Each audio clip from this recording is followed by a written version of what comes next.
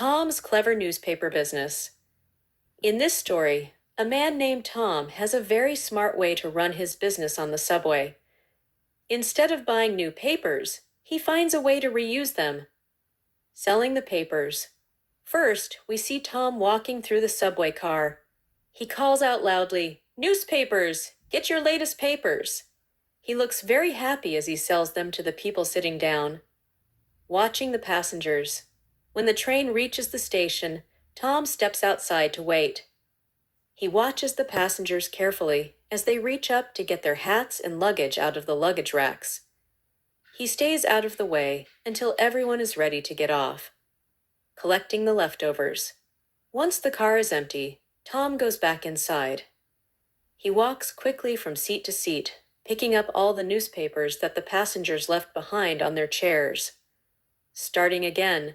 Now that his arms are full of papers again, he is ready for the next group of people. He starts selling the same papers all over again. It is a very clever way for Tom to make money without spending a cent.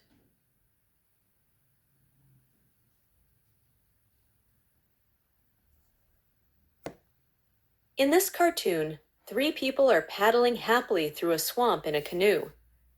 The water looks calm and they don't seem worried at all.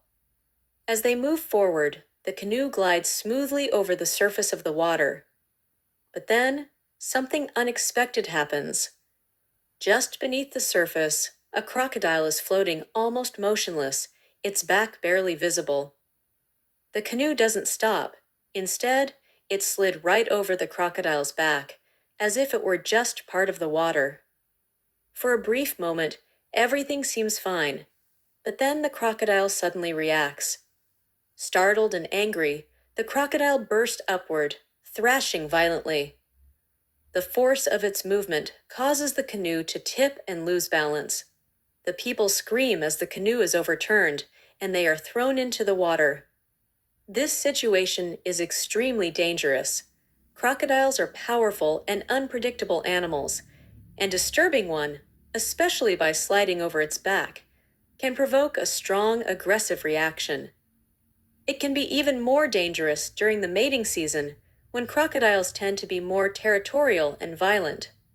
So, what looked like a peaceful ride quickly turned into a frightening and risky moment, all because they unknowingly slid over a hidden crocodile. This is a gentle, funny, 4-frame cartoon that plays with the idea of counting sheep to fall asleep. Frame 1. A man is driving his car, looking worried and tense. His eyes are wide, and his hands grip the steering wheel tightly, as if something unexpected is happening. Frame 2. He suddenly reacts. His mouth opens in surprise, and there's a sense of alarm. The car seems to hit something or enter a chaotic situation.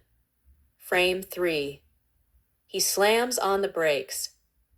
Screech! And we see the reason. A whole flock of sheep is crossing the road. The man looks confused and slightly overwhelmed. Frame 4. Now the mood changes completely. The man is calm, his eyes closed, with a little Z showing he's asleep, while sheep surround the car. The joke is clear. Instead of counting sheep in his mind, he's literally surrounded by them, and that makes him fall asleep. Where does counting sheep come from? The idea of counting sheep to fall asleep is quite old, though it's hard to pinpoint a single exact origin. It likely developed in medieval Europe, especially in rural areas where people were familiar with shepherds and flocks. Counting animals was a routine, repetitive task. The mental image of sheep calmly jumping or passing by felt peaceful and rhythmic. By the 19th century, the phrase counting sheep was already widely used in English-speaking countries as a remedy for insomnia. The logic behind it is simple. You imagine sheep passing one by one. You count them slowly. 1, 2, 3. The repetition is supposed to calm the mind and help you drift off. Does it actually work? Interestingly, modern research suggests it doesn't work very well for most people. Studies from places like Oxford University have found that people who count sheep often take longer to fall asleep. The mind can wander or become bored. It's not engaging enough to distract from worries. Better alternatives include imagining detailed, relaxing scenes, like a beach or forest, slow breathing exercises, listening to calm audio. So the cartoon is clever. It exaggerates the idea. Instead of mentally counting sheep, the man is surrounded by real ones, and that finally puts him to sleep.